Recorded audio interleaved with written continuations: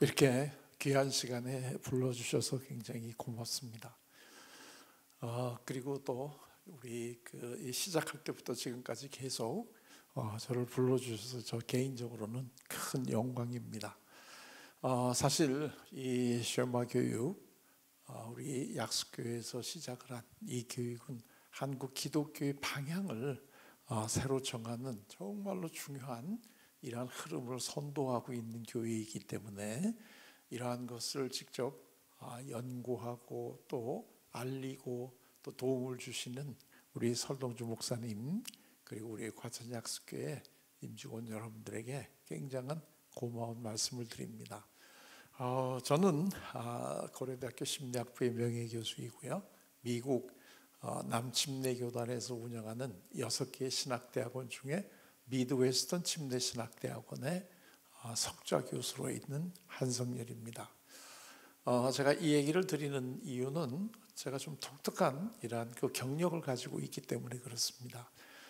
대개 이 심리학과 신학은 뭔가 이렇게 약간의 좀 갈등 관계에 있는, 그래가지고 한쪽에서는 신본주의, 한쪽에서는 인본주의, 그래가지고 마치 둘 중에 하나를 선택해야 될 것 같은 이제 이런 어떤 심리적인 압박을 받는데, 저는 이 심리학 교수이면서 동시에 미국의 보수 교단인 남침례교단에 소속되어 있는 그 신대원의 그 교수로 있는 이 양쪽을 지금 다 걸쳐 있는 이런 이제 독특한 경력이다, 이런 얘기를 드리는 겁니다.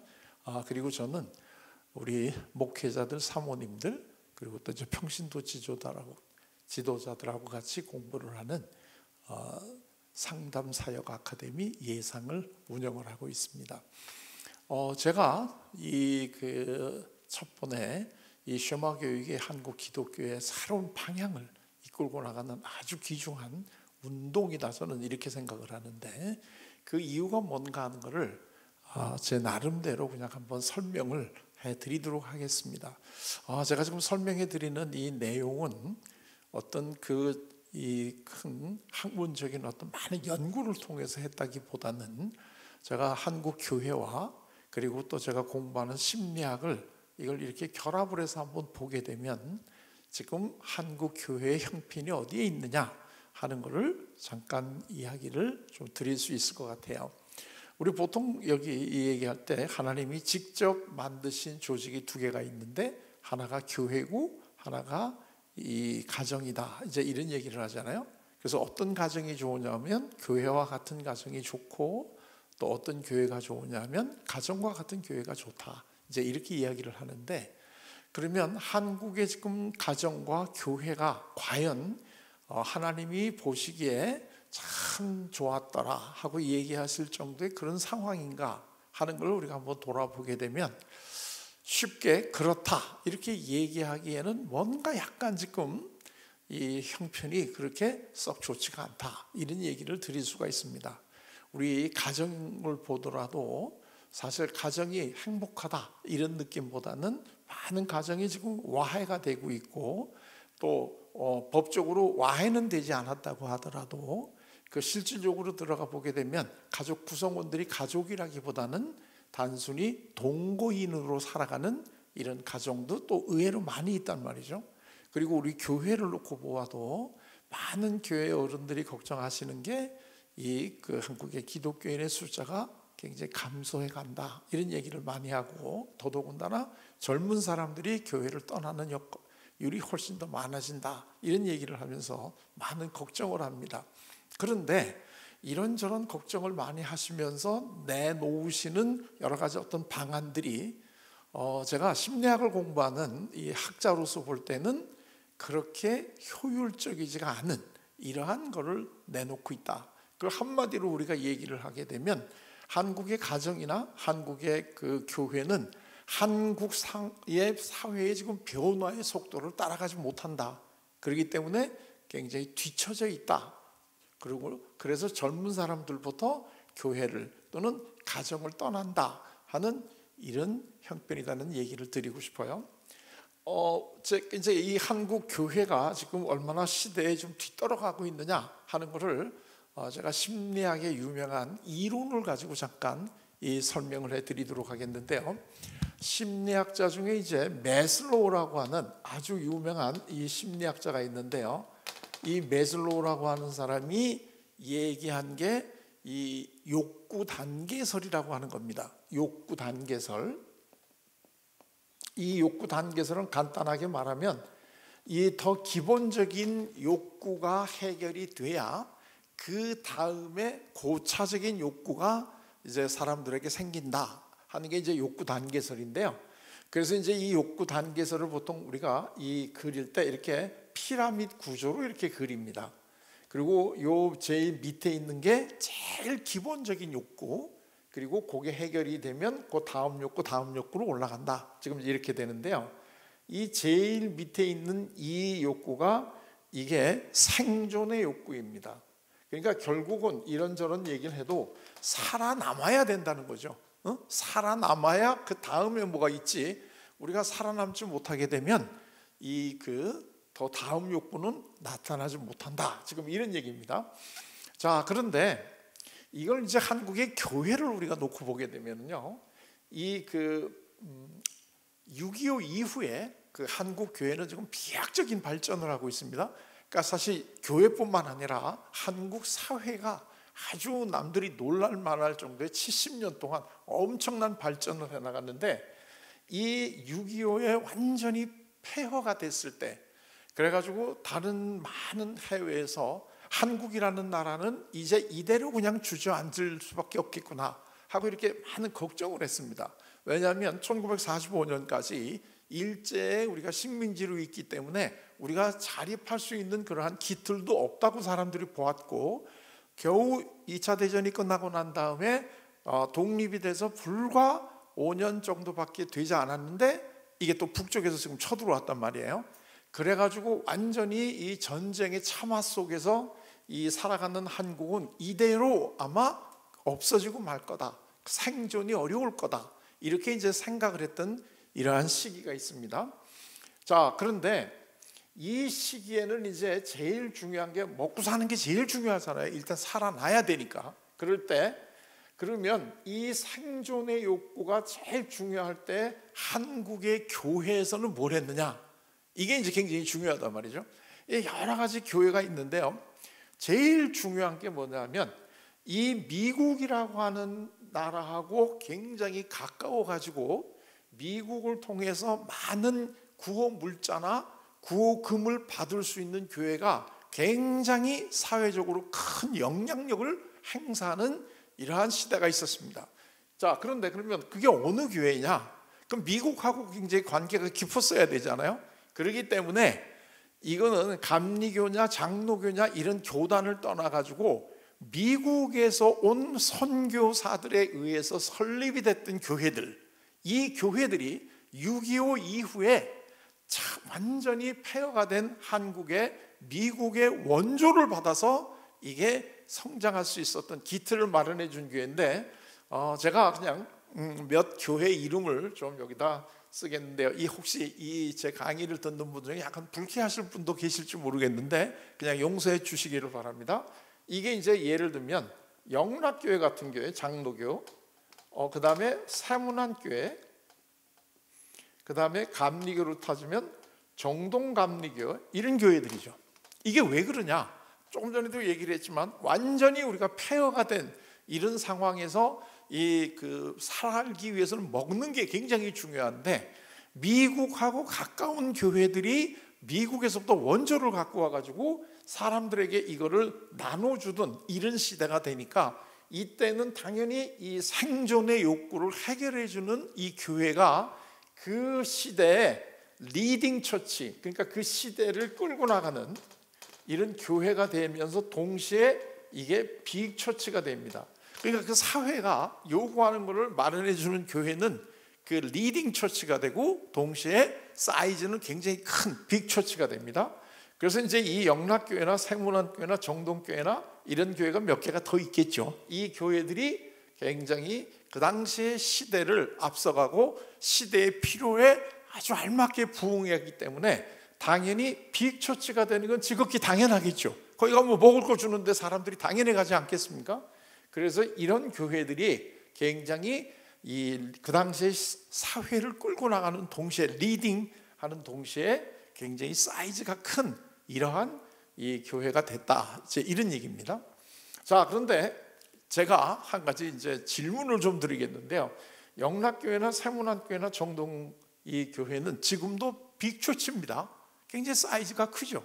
그러나 여러분들 생각하시기에 영락교회나 세문안교회나 정동교회가 한국 교회가 어떻게 앞으로 나가야 된다 하는 것을 보여주는 이 리딩 처치의 역할을 지금도 하고 계신다고 생각을 하십니까?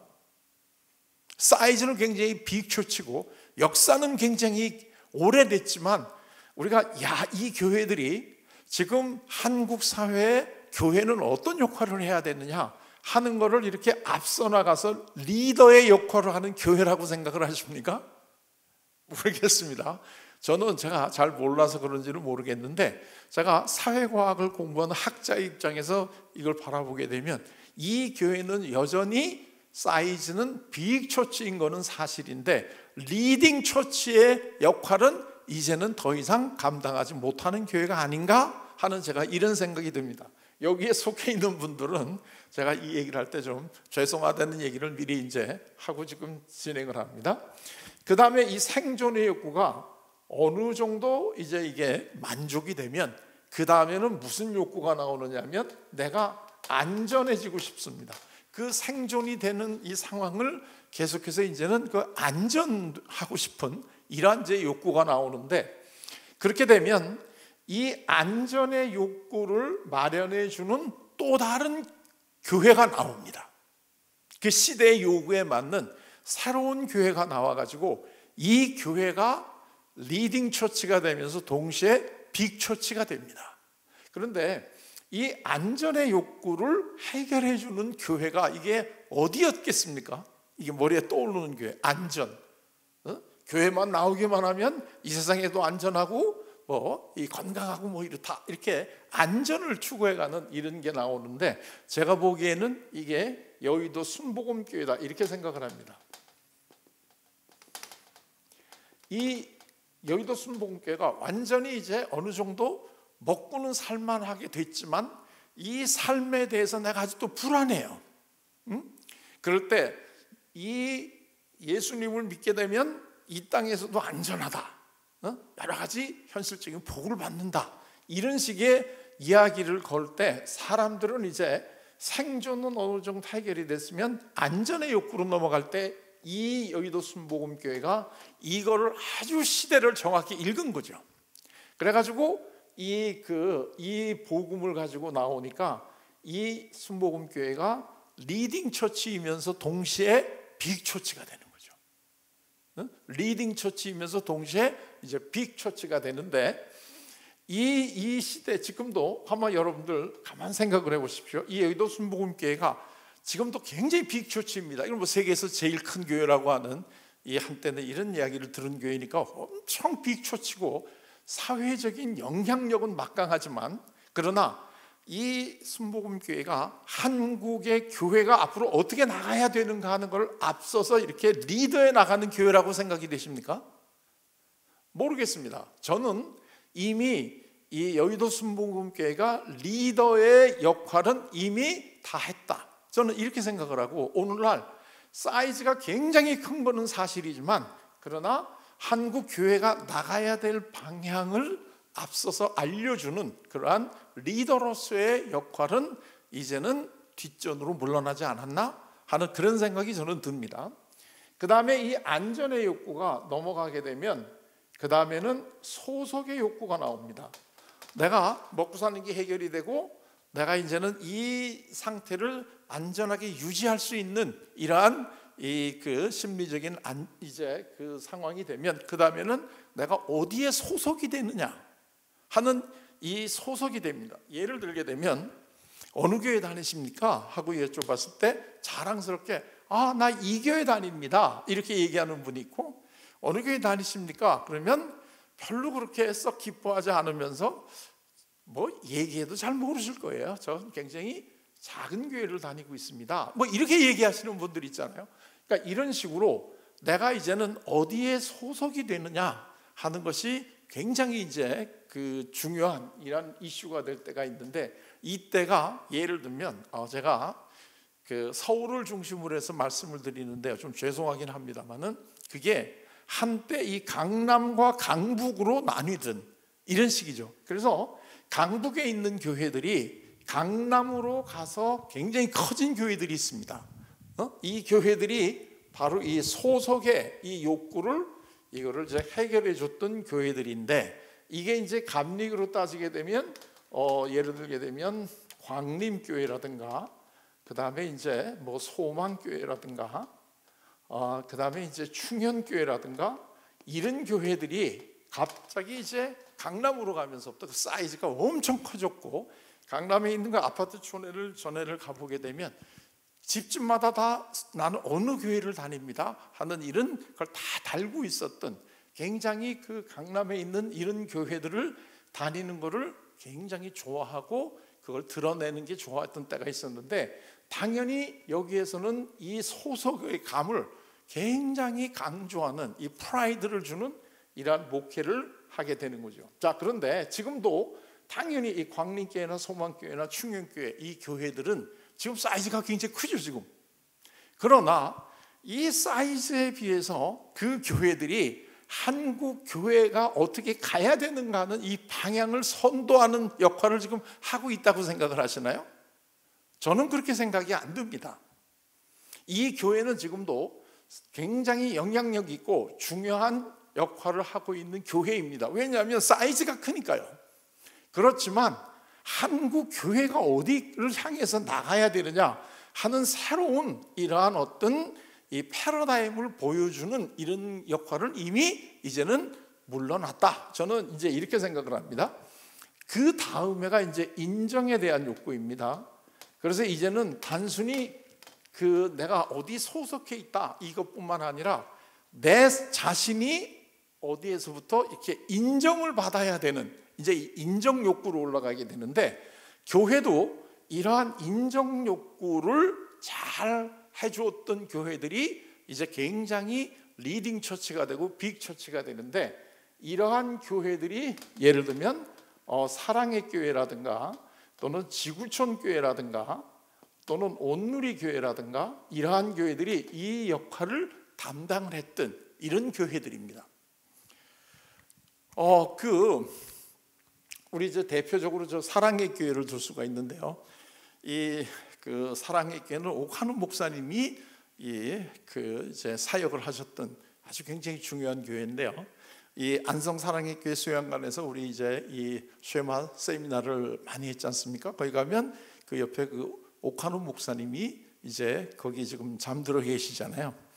근데 제가 이제 이 강의 때문에 거기를 가면 지금도 이제 가끔 그 오카노 목사님의 묘소를 제가 참배를 합니다.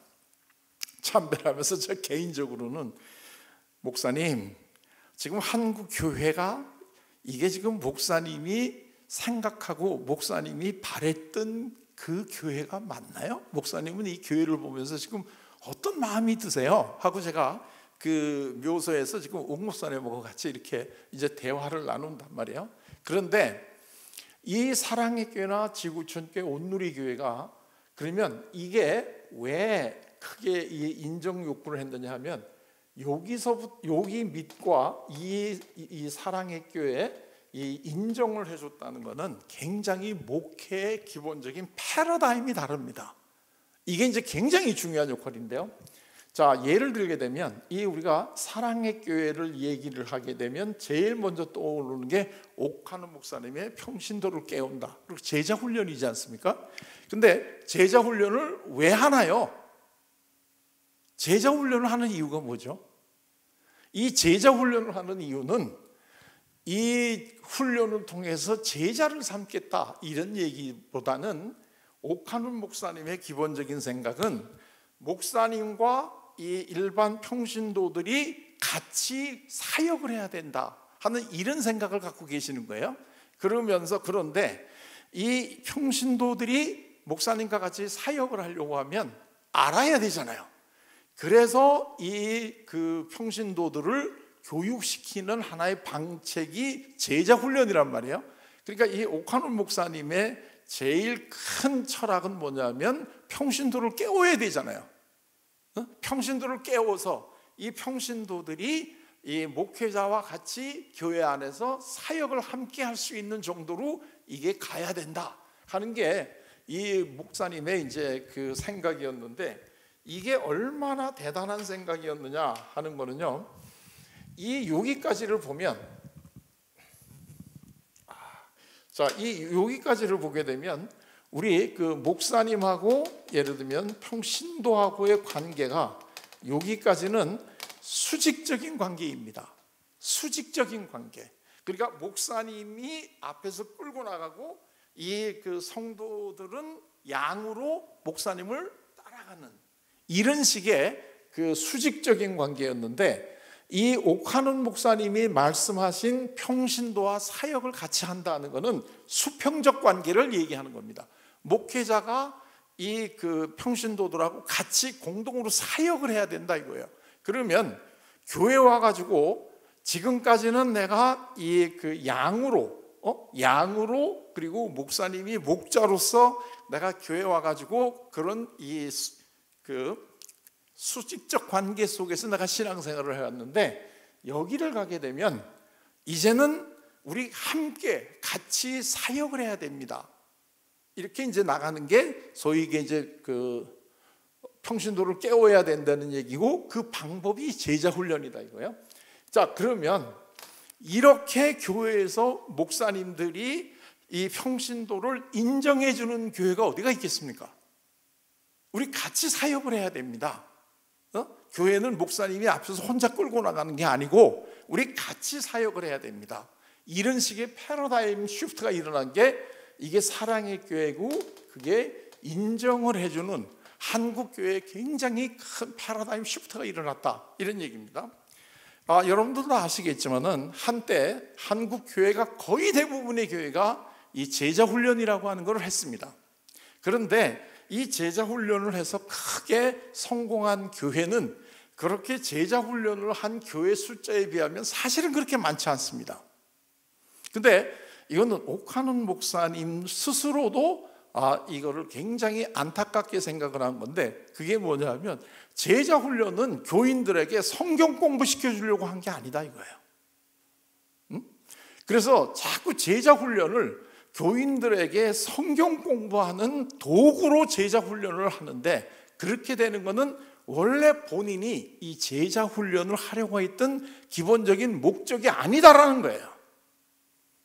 이거는 같이 사역을 해야 되기 때문에 이 그 평신도들을 깨우기 위한 하나의 방법으로서 평신도 이 그 제자 훈련을 한 건데, 이게 이렇지 않다는 거예요. 그러니까 그 얘기는 뭐냐면, 많은 교회들이 왜 제자 훈련을 해서 성공을 못했느냐 하면, 이 제자 훈련을 받았던 교회의 이 지도자들이 평신도들과 함께 교회를 같이 하려고 하는 생각은 없고, 단순히 교회를 부흥하는 하나의 도구로서 이거를 생각을 했기 때문에 정신이 빠져 있는데 하나의 도구로서의 제자 훈련은 그렇게 크게 사실은 효과를 보지 못했다, 이렇게 생각을 이제 할 수가 있는 거죠. 자, 그런데 이 사랑의 교회 다음에 나오는 게 뭐냐면 자기 실현의 욕구다. 이제 여러분들 다 많이 들어보셨을 텐데요, 이 자기 실현의 욕구다 이렇게 이제 볼 수가 있는데, 사실은 이 앞으로 한국 교회는 어떤 교회가 한국에 제일 앞장서 가지고 한국 교회를 리더해 나가느냐 하면, 교인들 한 사람 한 사람이 교회 와서 이 도움을 받아서 자기의 실현을 할 수 있는 거를 도움을 주는 이 교회가 앞으로 한국 교회에 굉장히 필요로 한 교회가 될 거다 하는 것을 예상을 할 수가 있습니다. 그런데 지금도 이제 이런 교회들이 실현이 나오기는 하고 있는데요, 구체적인 이 철학을 가지고, 구체적인 이 매뉴얼을 가지고 이거를 앞으로 교회는 이렇게 나가야 된다 하는 이거를 우리들에게 알려주는 리딩 처치가 여러분들 생각에 어느 교회가 있겠다고 생각을 하십니까?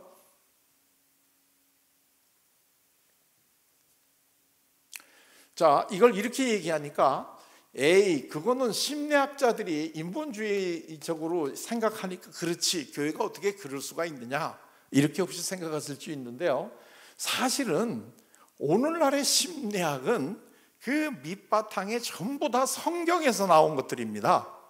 그래서 사실 현대 심리학의 어떤 그 기원을 따져 들어가게 되면 그거는 성경에서 나옵니다. 이거를 이제 서로 이 쌍방이 서로 모르기 때문에 이 심리학을 하는 사람들은 자기네의 모든 생각이네의 근원이 기독교에서 나왔다는 걸 잘 모르고, 기독교는 오늘날의 심리학에 대한 거를 별로 관심이 없으니까 우리한테서 배워간 거를 여기서 지금 굉장히 발전시키겠구나 하는 것도 사실 잘 모릅니다. 그리고 자꾸 둘 중에 하나를 택하라 그러는데요, 사실은 이 순서가 어떤 순서냐면 예수님이 공생애를 시작하시기 전에 40일 동안 금식을 하고 난 다음에 사탄의 이제 이 시험을 당하지 않습니까? 그 시험을 당하는 순서가 이 순서입니다. 그러니까 이제 그게 보시게 되면 마태복음에 이제 나와 있는 순서를 보게 되면 예수님께서 40일 동안 금식으로 기도하시고 지금 굉장히 약해 있을 때지 않습니까? 이때 이제 그 사탄의 이제 시험을 받게 되는데, 제일 먼저 사탄이 예수님에게 했던 시험이 뭐냐면, 너 여기서 나한테 절을 해라. 그러면 이 모든 것들이 전부 다 빵으로 변할 거다. 이런 제일 첫째 시험이 이거 아니겠습니까? 이게 어디에 소속되는 건가요? 생존의 욕구죠. 그러니까 빵을 먹어야 우리가 살지 않겠습니까? 그런데 지금 예수님은 40일 동안이나 금식을 하신 분이란 말이에요. 그러니까 이분이 사실은 얼마나 음식에 대한 욕구가 굉장히 강하겠습니까? 그럴 때 이 사탄이 제일 먼저 한 게, 돌들이 내가 빵이 되게 해줄게, 나한테 절하면 내가 그걸 해줄게 하고 아주 정말 근본적인 이러한 유혹을 하는 거죠. 그때 예수님이 이 말씀을 당연히 이거를 이제 물리치죠. 그러면서 하나님의 말씀으로 내가 사는 거지 이게 빵으로 사는 게 아니야 하고 이제 생존의 욕구에 대한 시험을 이기십니다. 그 다음에 나오는 욕구가 안전에 대한 욕구죠. 이 높은 데 종탑에 모시고 가가지고 여기서 너 뛰어내려봐. 네가 정말로 하나님의 아들이면 너를 전혀 다치지 않고 무사하게 보호해 줄 거야. 이게 바로 이제 안전의 욕구거든요.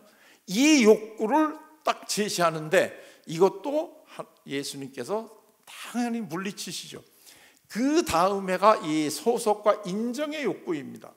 나한테 절을 하면 이 모든 이 권세를 내가 너한테 줄게.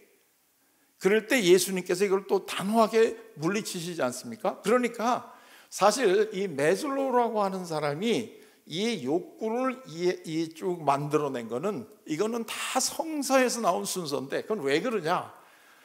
오늘날 이 학문으로서의 심리학에 중요한 이론을 만들어낸 사람들은 거의 대부분이 다 주이십니다. 거의 대부분이 다 주이십니다. 그러니까 여러분이 알고 있는 프로이트니 이런 사람은 말할 것도 없고요. 거의 대부분이 이 주이시기 때문에 이 사람들은 자기가 공개적으로 내가 유태교를 믿는다 안 믿는다를 떠나서 아예 그 전통으로 이 사람들은 그 유대교의 이거를 몸에 익히고 있습니다. 그렇기 때문에 이 사람들이 만들어내는 이 심리학의 이론들이라는 게 사실은 다 이게 이 성서에 이미 있는 것이고, 성서에 있는 것이 오늘날 학문으로서의 심리학의 바탕이 됐다는 얘기는 성서에 나와 있는 이 인간의 관이 아주 정확하다는 걸 얘기를 해주는 겁니다. 다만 성경은 그것이 종교적인 용어로 표현이 된 것이고, 심리학은 그게 학문적인 용어로 표시가 되는 거지, 이것이 사실은 현대 심리학은 다 기독교에서 많이 유래된 거다 하는 것을 조금만 이해하면은 알 수가 있습니다. 자, 그런데 오늘날에는 오늘날의 심리학은 이 자기 실현으로 끝나는 게 아니라 한 단계를 사실은 인간은 더 넘어가야 된다, 이렇게 이제 생각을 하고 있는데요. 그게 뭐냐면 자기 초월의 욕구입니다. 사람에게는 기본적으로 자기를 초월하려고 하는 욕구가 있다는 거예요. 그러니까 자기 실현의 욕구는 자기 초월로 가고 있는 하나의 단계에 불과하지, 인간이 정말 원하는 것은 자기 초월의 욕구다. 그러면 자기가 초월이 되려고 하면 심리학은 학문이니까 어느 특정한, 예를 들면 뭐 그 하나님이라든가 이런 용어가 없잖아요. 학문이기 때문에. 그러나 심리학자가 얘기할 때 인간에게는 자기를 뛰어넘어야 되는 자기 초월의 욕구가 있다, 이 얘기는 학문적으로는 이렇게 이야기하지만 이 사실은 뭐냐면 앞에 인간을 뛰어넘는 어떤 또 다른 존재가 있고 내가 그 존재를 향해서 나아가는 욕구가 있다, 그 얘기입니다. 근데 이제 그거를 우리는 이 학문의 세계를 뛰어넘는 신앙의 세계로 들어가게 되면 이 자기 초월이라고 하는 것은 하나님이라고 하는 존재하고의 관계를 맺지 않으면 이거는 자기 초월이 이루어질 수 없는 거니까, 결국은 오늘날의 심리학은 이 자기 초월로 가면서 뭐를 여기서 굉장히 강조되느냐면, 오늘날의 심리학은 이 영성이라고 하는 게 굉장히 중요해서 현대 심리학의 제일 최전방에서 지금 연구가 되어지고 있는 이 새로운 분야가 영성심리학입니다. 그만큼 이 오늘날의 이 심리학은 상당히 이 종교 쪽으로 굉장히 기울어지면서 그 영역이 굉장히 이제 더 넓어지고 다양해진다, 지금 이제 이런 얘기인데요. 그러면 앞으로의 교회는 어느 교회가 제일 그 리딩 처치가 되느냐면 자기 실현을 거쳐서 자기의 초월까지 가는, 여기가 굉장히 이제 중요한 교회가 되는데, 제가 감히 외람되게 이야기를 한다면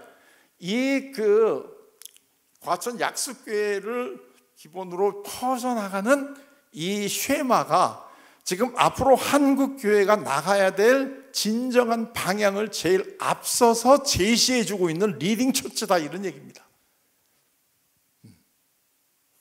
이게 제 강의를 들으시는 분들 중에는 이쪽에 굉장히 깊게 개입이 되어 있는 분들은 아마 좀 언짢으실지 모르겠어요. 그러나 저는 제 나름대로는 이 성경을 통해서나 심리학을 통해서 이 교회들이 한때는 굉장히 한국 사회의 리딩 처치가 됐었는데, 동시에 빅 처치가 되긴 하지만은 오늘날의 한국의 기독교가 나가야 될 앞장서서 그 방향을 제시해 주느냐, 저는 이미 자기의 역할을 다 이제 하고 끝났다, 이렇게 이제 생각을 하게 돼요.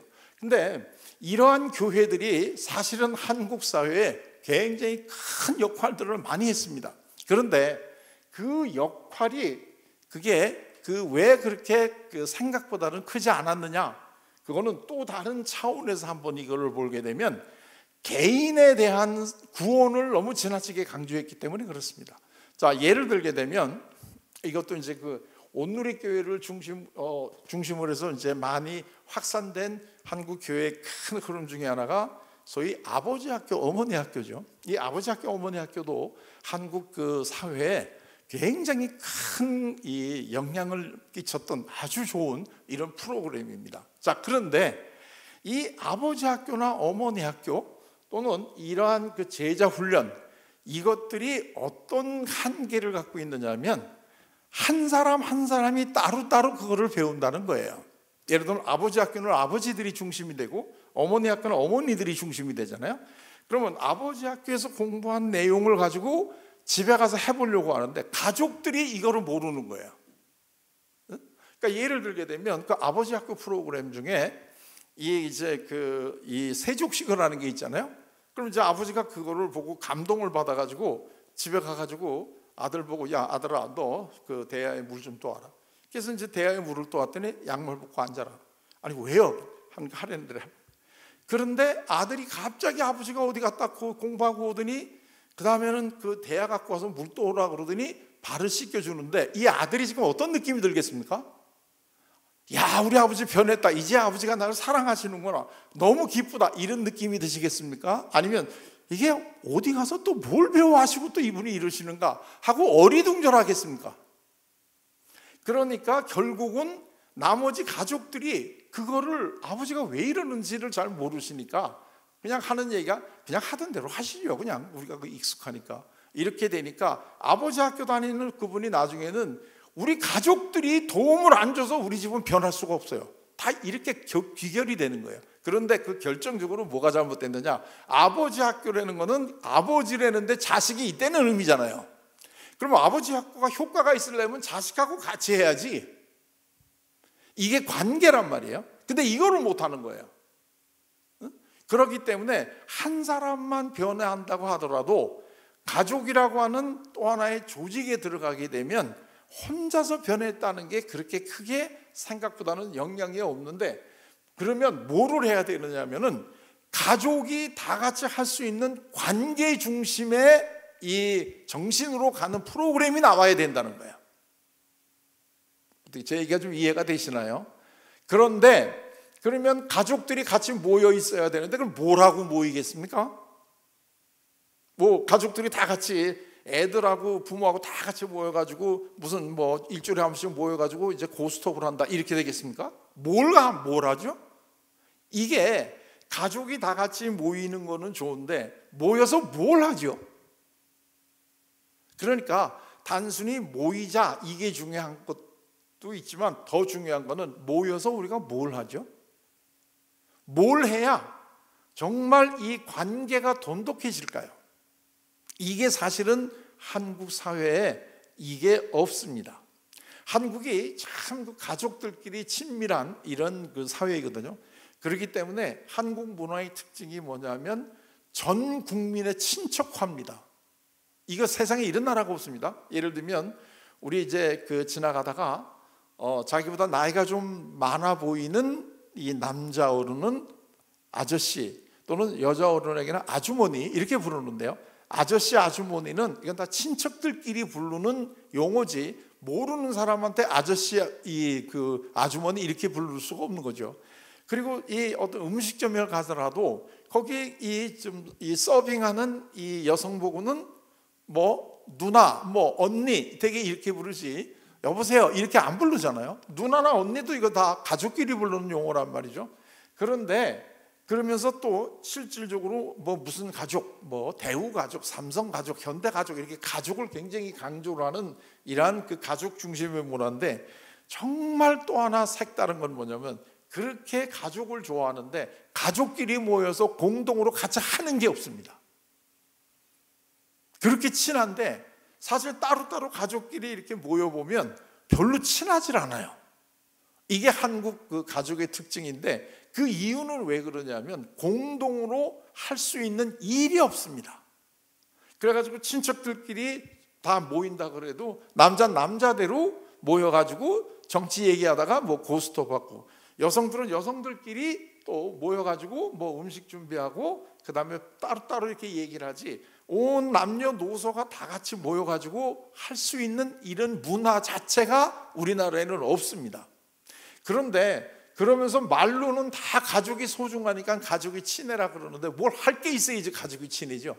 그런데 아주 이 가정의 중요한 기능을 하면서도 이거를 아주 효율적으로 할 수 있는 이거를 해줘야 되는데, 이게 가정에 제일 중요한 게 교육인데, 우리도 가정교육이라는 걸 굉장히 강조하지 않습니까? 그럼 가정에서 교육을 해야 되는데 누가 누구에게 뭘 가르칩니까?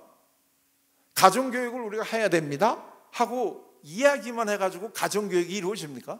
가족들이 모여가지고 누가 누구에게 무엇을 가르쳐주는 이게 있어야 가정교육이 되지 않겠습니까? 자, 그런데 우리는 굉장히 또 한편으로는 교육을 강조하는 이러한 이 문화를 갖고 있는데, 의외로 가족이 교육을 해야 되는 장이다라고 하는 개념이 없습니다. 이게 아까 우리 설 목사님께서도 말씀하셨지만 유대인 가정하고 한국 가정하고가 다른 점입니다. 유대인 가정에서 가장 중요한 이 기능으로 꼽는 게 교육입니다. 유대인 가정의 교육. 그런데 우리나라는 거기에 필적할 만한 교육이 없습니다. 더더군다나 요즘에는 뿔뿔이 다 가족들이 흩어졌기 때문에 교육이 없습니다. 그래서 그 자녀들의 교육은 학교 교사가 맡아야 되는 거고, 내가 이 종교 교육, 기독교 교육은 교회 학교 교사가 해야 되는 거지, 부모인 내가 그거를 해야 된다라고 하는 개념 자체가 없습니다. 그런데 우리 자녀를 제일 사랑하고 우리 자녀의 앞날에 대해서 제일 걱정하는 분들이 누굽니까? 그게 부모 아니에요? 그러면 당연히 자녀를 제일 사랑하는 부모가 그 교육을 해줘야 되지 않겠습니까? 근데 이걸 안 한다는 거죠. 전부 다 학원을 보내고, 전부 다 이 종교 기독교 교육은 교회 가서 교회 교사한테 배우고, 부모는 하는 게 없습니다. 교육에 대해서 기껏 한다는 게 열심히 일해가지고 학원에 보내는 돈 버는 거, 그리고 그 애들을 이 학원 저 학원으로 다닐 수 있도록 교통 편의를 마련해 준다는 거, 이런 거 말고는 부모가 내 자녀를 내가 가리켜야 된다라고 하는 생각 자체가 없습니다. 최근에 그 한 여자 코미디언이 그 한국의 그 강남의 그 어머니를 흉내낸 이걸 해가지고 굉장히 지금 이제 유행을 했단 말이죠. 근데 거기도 한번 보십시오. 그 어머니가 자녀들 내가 교육하는 게 있나? 전부 다 유명화되는 그 강사 또는 이거 불러가지고 다 가르쳐 달라고 돈으로 해결하려고 그러지, 내가 우리 자녀를 가르친다는 개념 자체가 거기에 없지 않습니까? 이게 지금 한국 가정이 왜 이렇게 서로 그 뿔뿔이 흩어졌느냐, 이제 이렇게 되는데, 이 자기 실현과 자기 초월을 하기 위해서 제일 이 힘을 주어야 되는 데가 일단 가정이겠죠. 가정에서부터, 부모로부터 이러한 힘을 받지 못하는데 어떻게 자기 초월이 되고 어떻게 자기 실현이 가능하겠습니까? 그러려면 부모하고 만나서 이 관계를 통해서 이제는 한 사람 한 사람 뿔뿔이 흩어져서 어디 가서 교육을 받는 게 아니라 한 가정이 하나의 팀으로 같이 움직여지는 이 교육 프로그램을 만들어내야 되는데, 한국 교회에서 이러한 프로그램을 만들어내는 데가 없다는 거예요. 한국 교회는 사실은 이 가정이 소중하다고 얘기하면서 가정들을 다 이렇게 찢어 놓습니다. 이 제일 그 가족이 다 같이 모여 있을 수 있는 데가 예를 들면 이제 주일날인데, 이 그 교회는 다 이걸 이렇게 쪼개놔요. 그래서 어른들은 어른들끼리 예배 보고, 젊은이들은 젊은이끼리 예배 보고, 그 다음에 뭐 고등부, 청년부 다 이렇게 이걸 쪼개놓습니다. 그런데 왜 이걸 쪼개놔야 되죠?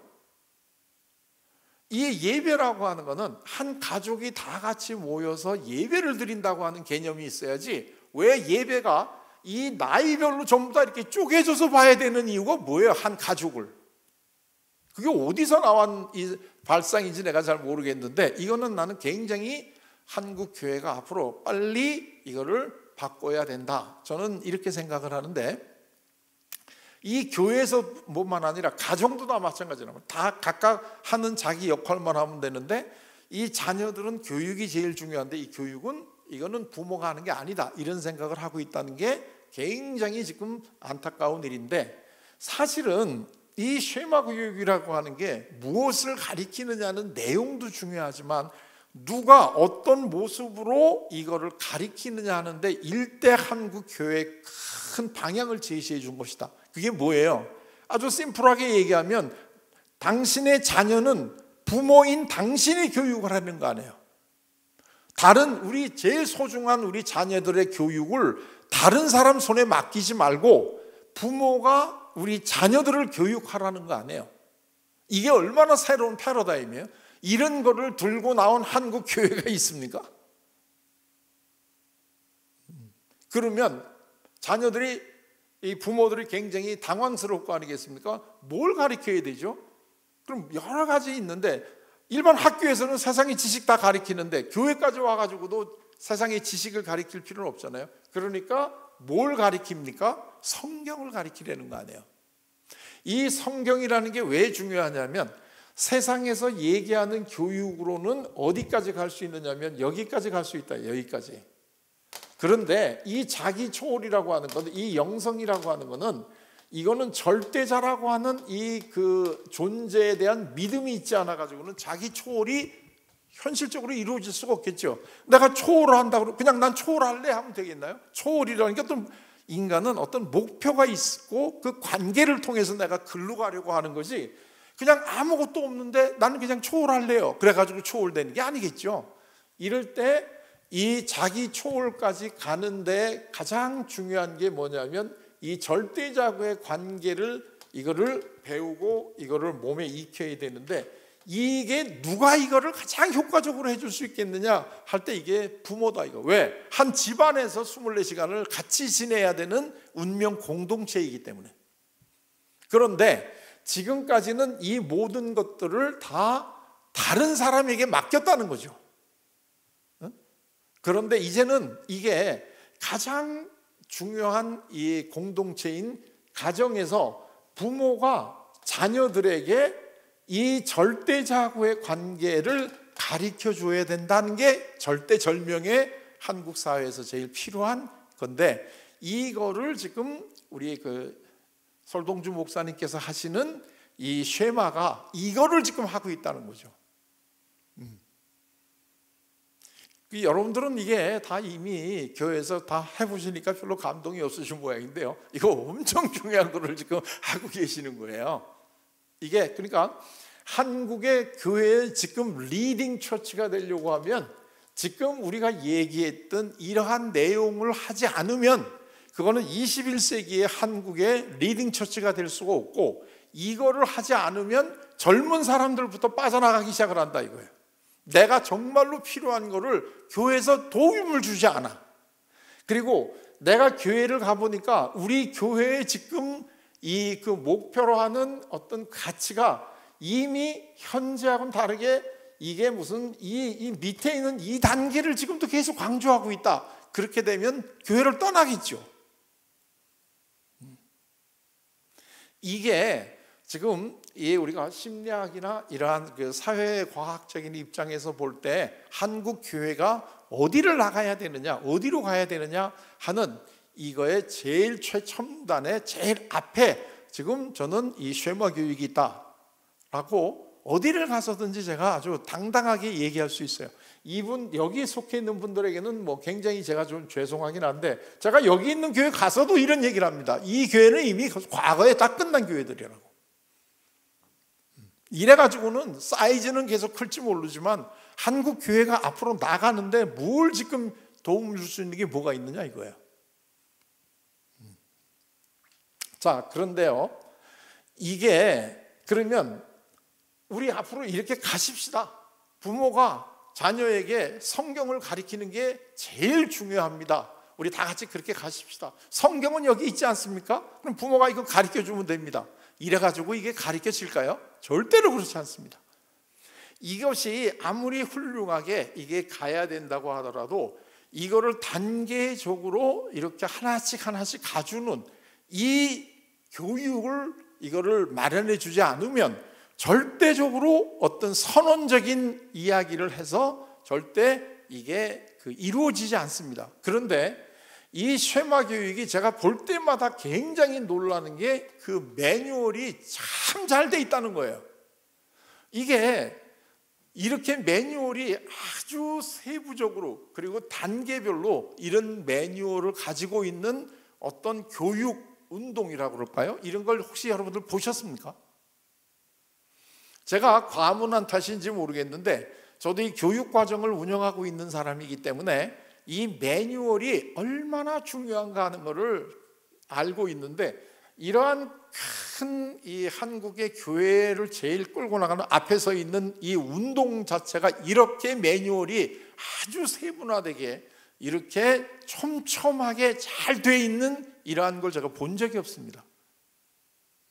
이게 얼마나 이 쉐마 교육을 한국 교회에 접목시키고 앞으로 교회가 어떻게 나가는가 하는 것을 끌고 나가기 위한 여기에 그 같이 일하시는 분들의 노고가 얼마나 대단한가 하는 거는 이 매뉴얼을 한번 보면 압니다. 저희들 같은 이제 심리학자들은 이 매뉴얼 만드는 게 굉장히 중요한 거거든요. 왜냐하면 철학이나 이제 이런 신학이나 철학이나 이런 학문들은 이걸 우리가 뭐라고 이제 보통 부르냐면 이게 규범적 학문입니다. 규범적 학문이라고 하는 것은 우리가 어떻게 살아야 됩니다 하고 우리가 살아가는 삶이 어떠해야 되는가 하는 걸 우리에게 알려주는 걸 규범을 만들어내는 거잖아요. 그래서 이제 이게 규범적 학문인데, 이 규범적 학문이라고 하는 게 굉장히 중요하죠. 우리가 어떻게 살아야 되느냐 하는 것을 우리에게 알려주니까요. 그런데 이 규범적 학문이 가지고 있는 이 안타까운 점은 뭐냐면 방법론이 약합니다. 그냥 선언적 의미가 있어요. 이렇게 우리 살아야 됩니다 하고 얘기를 하는데 좋죠. 근데 정말 그렇게 살아지나요? 이게 문제예요. 이게 우리 신혼부부들에게 자, 이제 서로 사랑하면서 행복하게 사십시오 라고 이 주례를 하시는 분들이 다 덕담을 해주시잖아요. 근데 정말 살아보면 그렇게 되든가요? 그게? 안 되죠. 그렇기 때문에 오늘날 우리나라는 결혼한 지 5년 안에 3분의 1이 이혼을 합니다. 이 사람들 전부 다 행복하게 같이 살아야 된다라는 걸 몰라서 이렇게 되는 게 아닙니다. 그건 아는데 문제는 how to, 어떻게 하면 그렇게 되죠? 이 방법론이 약하단 말이에요. 그런데 거기에 비하면 이 심리학이라고 하는 이 학문은 이거는 도구적 학문입니다. 도구적 학문이라고 하는 것은 규범적 학문들이 이렇게 해야 됩니다라고 우리에게 알려주게 되면, 그러면 어떠한 방법을 통해서 그렇게 할 수 있을까 하는 이 도구를, 실용적인 이 도구를 만드는 게 이게 이제 심리학이나 이러한 학문들의 특징인데, 지금 이 쉐마 교육이라고 하는 게 당연히 이 쉐마 교육을 통해서 우리는 자녀를 이렇게 교육을 시켜야 됩니다 하고 그 좋은 규범을 우리에게 얘기해 주고 있잖아요. 그런데 거기서 끝나는 게 아니고 실질적으로 부모가 자녀와 어떻게 이거를 해나가면 그 목표에 도달할 수 있을까 하는 이 도구까지도 아주 자세하게 만들어가지고 이걸 알려준다는 거죠. 이게 굉장히 대단한 점입니다. 이 매뉴얼을 가지고 있다는 게. 그래서 이 심리학을 공부하고 있는 저 같은 입장에서는 단순히 어떠한 걸 알려주는 것도 중요하지만 이러한 매뉴얼을 만들어서 실질적으로 그 매뉴얼을 통해서 자기가 우리 자녀들을 이러한 교육을 할 수 있게끔 만들어낼 수 있게끔 이거를 해주었다는 게 이게 엄청난 이게 이 노력의 결과고 이게 아주 중요한 점이다, 이런 이야기입니다. 아까 제가 목사님께서 이 다양한 이 매뉴얼, 교재 그리고 이런 걸 다 지금 만드는 걸 하나하나 소개를 해주셨는데 저걸 언제 저렇게 저걸 다 생각을 하시고 하셨는지 진짜 내가 뒤에 앉아서 굉장히 감탄을 했는데요. 이렇게 다양하고 그 하는 방법을 아주 자상하게 이게 매뉴얼화해서 이걸 알려주는 어떤 제가 이 프로그램도 제가 이걸 본 적이 없습니다. 저는 전공이 상담이기 때문에 많은 분들에게 이 상담을 통해 가지고 서로 이 상대방의 마음속에 있는 이러한 아픔이나 이런 거를 좀 도와줘라 하는 상담 매뉴얼을 만드는데 이 매뉴얼 작업이 정말 어렵습니다. 그래서 누가 보더라도 이 매뉴얼대로 그대로 따라하기만 하면 다른 사람들의 마음에 있는 상처를 이거를 어루만져 줄 수 있게 만들어내는 이 매뉴얼을 만드는 게 진짜 힘든 거거든요. 근데 제가 이 쉐마를 보면서 정말 감탄하는 게 이 매뉴얼이 너무나 잘 돼 있다는 거예요. 그래서 이 매뉴얼을 정독을 해가지고 이 매뉴얼대로 하나 이거를 가다 보게 되면 정말 우리가 목표로 삼고 있는 이 규범에 맞는 삶을 우리가 살아갈 수 있겠다 하는 이게 정말로 중요한 거다, 이런 얘기입니다. 그러니까 이 이론과 현실, 실제 그리고 규범과 도구 이거를 다 갖추고 있다. 저는 아주 분명하게 이렇게 얘기를 드릴 수 있습니다. 그래서 어느 분들도 어느 교회든지 간에 우리가 지금 제가 말씀을 드린 이제 인간은 한국도 세계에서 경제적으로 보면 10위를 넘나드는 이런 이제 그 나라가 됐으면 이제는 이러한 것들 가지고 이 그 교회가 만약에 운영이 된다면 더 이상 젊은 사람들은 안 옵니다. 왜? 이미 그걸 또 넘어가 있는 부모 세대는 이게 굉장히 중요했죠. 그러나 요즘의 젊은 세대는 그게 중요하지 않습니다. 제가 제 손자 녀석이 지금 6살 났는데요. 이 녀석을 일주일에 한 번 제가 이제 데리고 잡니다. 근데 이 녀석이 아침에 일어나기만 하면 자꾸 제 손을 이 손가락을 자꾸 끌고 갑니다. 그게 뭐냐 그러니까 자기는 아침에 일어나면 이 핸드폰에 나오는 자기 어린이 프로를 좀 보고 싶은데 제 핸드폰이 이게 열을 내면 지문을 갖다 대야 되거든요. 그러니까 이 녀석이 아침에 일어나기만 하면 자꾸 제 옆에 와가지고 제 손을 이게 자꾸 이게 대는 거야. 이거 풀어보려고. 지금 6살 난 애가 벌써부터 핸드폰을 가지고 이 지문을 하면 이게 풀어진다는 거를 알고, 그래서 제가 이제 이걸 이렇게 제 지문을 갖다 대고 이걸 이제 풀어주면 이걸 가지고 자기가 다 이걸 눌러가지고 자기가 원하는 프로그램을 보면서 굉장히 즐거워합니다. 지금 6살 난 애가 이렇습니다. 앞으로 얘네들은 이런 세상을 살아가는 애들이에요 지금. 근데 이게 아직까지도 이 정도의 이 가치 수준을 가지고 젊은 애들을 갖다가 또는 어린아이들을 교회 학교에서 가르친다? 얘네들 다 떠나죠. 그러니까 한국의 젊은 사람들도 교회를 떠난다 걱정이 되시게 되면 과연 한국의 지금 교육이, 한국 교회가 하는 일이 이 메즐로우의 욕구 단계설에서 몇 단계에 우리 교회가 지금 소속되어 있는가 하는 것을 아주 정확히 보셔야 됩니다. 그리고 우리 이 지역은 지금 대개 경우에 교회 나오는 분들이 몇 단계 정도에 소속되어 있고 교회를 통해서 이루고자 하는 것이 과연 무엇일까 하는 이거를 정확히 알아야, 그리고 그거를 주어야 젊은 사람들이 교회를 안 떠나고 내가 혼자서는 못하지만 교회에 와서 교회의 도움을 받아서 내가 원하는 삶을 살 수 있겠구나 하는 것을 주게 되면 당연히 교회에 오겠죠. 이 많은 부모들이 아이고 우리 애가 자꾸 지금 게임을 하는데 그것 때문에 굉장히 걱정이다 이런 얘기를 하시는데요. 그리고 교회 학교에 학생들이 자꾸 주는 거는 게임보다는 교회 학교 오는 게 재미가 없어서 그렇다, 지금 이런 식으로 얘기를 하고, 그런 식으로 얘기를 하게 되면 사실은 이 교회 학교 교육이 절대로 게임보다 재미있을 수가 없습니다. 옛날에 우리 때만 하더라도 교회 가면 하다못해 융판 동화라는 것도 하고 그럴 텐데 동화책 자체가 없었을 때인데 교회 가게 되면 융판에다가 이렇게 붙이면서 이거 동화를 해주면 그게 너무나 재밌어가지고 그때는 교회를 갔거든요.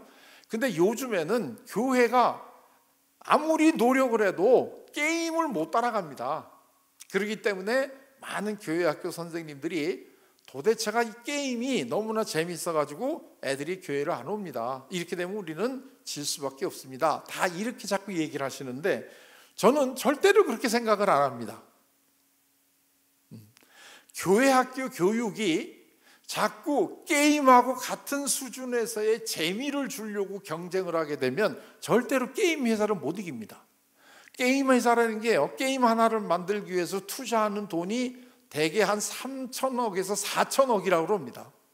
이게 심리학을 공부한 많은 사람들이 게임 회사에 들어가 있습니다. 특히 발달 심리학이나 이런 거 공부한, 왜? 요 나이 또래의 어린아이들에게는 어떤 내용의 게임을 만들어야 제일 애들이 재밌어 할까 하는 거를 심리학을 공부한 사람들이 다 이게 들어가서 그걸 알려주면 그 다음에는 이거를 만화를 그리는 그래픽 디자인하는 사람들이 그거를 구현해내고 굉장히 많은 사람들이 게임을 하나를 만들어내기 위해서 동원이 되니까 하나를 만드는데 4천억 정도에 이게 들어가는데 게임 하나가 그 정도의 돈을 투자해서 하는데 교회 학교가 그걸 이길 수가 있겠습니까? 이게 절대로 못 이깁니다. 그러면 교회 학교의 미래가 그러면 앞으로는 어떻게 되겠느냐? 교회 학교는 게임이 줄 수 없는 재미를 주면 됩니다. 그런데 많은 교회 학교에서 게임이 줄 수 있는 재미하고 같은 수준에서 교회 학교 교육을 이걸 하려고 하니까 자꾸 애들에게 뭔가 재미있게 해주려고만 자꾸 노력을 하는데, 애들이 교회 학교를 가면 자꾸 선생님이 나를 재미있게 해주려고 한다, 그래서 교회 학교는 재미다, 이렇게 하면 등식이 성립이 된다 그러면 절대로 게임을 못 이깁니다.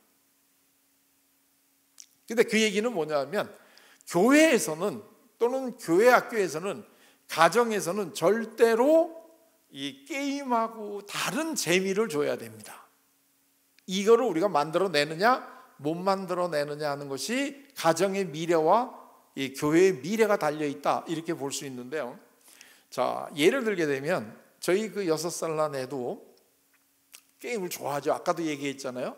이 TV 요새는 어린애 프로가 얼마나 재미있게 많이 나오고, 이 어린이 프로, 이 남자이기 때문에 이 로봇 나오는 거, 이런 프로가 굉장히 재밌는 게 많은데, 게임 그 프로 때문에 제가 이 용돈이 아주 수월찮게 나갑니다. 이 로봇 사대 놓으라고. 그리고 할아버지가 뭐 유명하다며요 이러면서 이제 로봇 사러 나온 거 하나 사주세요. 지 엄마가 시켰겠지요. 그러니까. 근데 이제 이거를 굉장히 중요시하게 되는데, 그게 전부 다 어린이 프로에서 나오거든요. 그런데 얘가 어린이 성경책이 있잖아요. 어린이 성경책을 내가 이제 가끔 읽어준단 말이죠. 그럼 읽어주고 뭐 하면 내가 게임 하나 사줄게, 이러면 이제 읽어주는데, 얘가 와가지고 한 1년 전에 꽂혔던 게 뭐냐면 다윗과 골리앗입니다. 그런데 얘가 와가지고 꼭 저보고 우리 자기 그 게임을 하자 그래요. 그러면서 저보고는 항상 골리앗을 하라 그래요. 그 애들이 이 새끼가 또 주연이 누군 줄 알아요. 또 그래서 자기는 다윗을 하겠다는 거예요.